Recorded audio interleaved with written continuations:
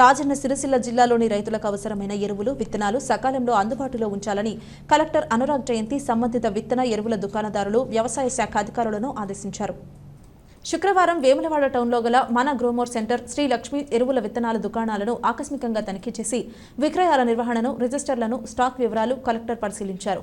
వానాకాలం 2024 పంటలకు జిల్లాలో అవసరమైన మేర ఎరువులు, విత్తనాలు సకాలంలో అందుబాటులో ఉండేలా చర్యలు తీసుకోవాలని రాష్ట్ర ప్రభుత్వం ముందస్తుగానే స్టాక్ పెట్టుకుని రైతులకు సమస్య లేకుండా చర్యలు తీసుకుంటున్నదని, మన జిల్లాలో సైతం ఎరువుల నిల్వలను ఎప్పటికప్పుడు పరిశీలిస్తూ వ్యవసాయ శాఖ ఉన్నతాధికారులతో సమన్వయం చేసుకుంటూ ఎక్కడా కొరత రాకుండా అప్రమత్తంగా ఉండాలని, అవసరమైన మేర ఎరువుల నిలువలు అందుబాటులో ఉంచుకోవాలని, ఎరువుల కొరత రాకుండా జాగ్రత్త వహించాలని కలెక్టర్ సూచించారు.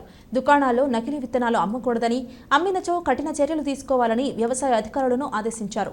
రైతులకు సరిపోయే పత్తి విత్తనాలు అందుబాటులో ఉంచాలని, ఎవరైనా కృత్రిమ కొరత సృష్టించి అధిక ధరలకు విక్రయిస్తూ రైతులను మోసం చేస్తే పీడీ చట్ట ప్రకారం కఠిన చర్యలు తీసుకుంటామని హెచ్చరించారు.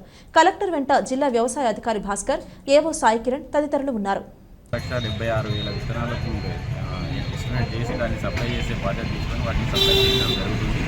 ఇప్పటివరకు మన జిల్లాలో 60,000 ప్యాకెట్లు దాదాపు వివిధ డీలర్ పాయింట్స్లో అవైలబుల్గా చేయడం జరిగినది.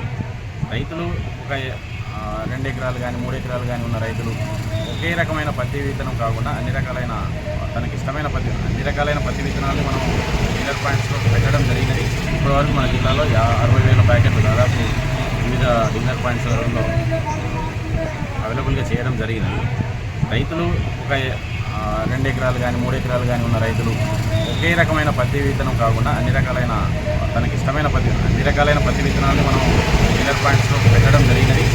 కాబట్టి రైతులకు విజ్ఞప్తి ఏంటంటే ఒకే రకమైన పత్తి విత్తనం అనేది వేసుకుంటే ఒకవేళ అది అనుకోని పరిస్థితుల్లో పాడైతే ఆ దిగుబడి అనేది పోయి మొత్తం నష్టపోయే అవకాశం ఉంటుంది. కాబట్టి రకరకాలైన పత్తి విత్తనాలను కొనుక్కొని ఒక ఎకరంలో ఒక రకం, ఇంకో ఎకరంలో ఇంకో రకం, అంటే ఒక రైతు వివిధ రకాలైన పత్తి విత్తనాలను వేసుకుంటే అతనికి నష్టం వచ్చే అవకాశాలు తగ్గించడం వల్ల అవుతుంది. కాబట్టి రకరకాలైన పత్తి విత్తనాలు కొనుక్కొని లాభదాయకమైన వ్యవసాయం చేయాలని విజ్ఞప్తి చేయడం జరుగుతుంది.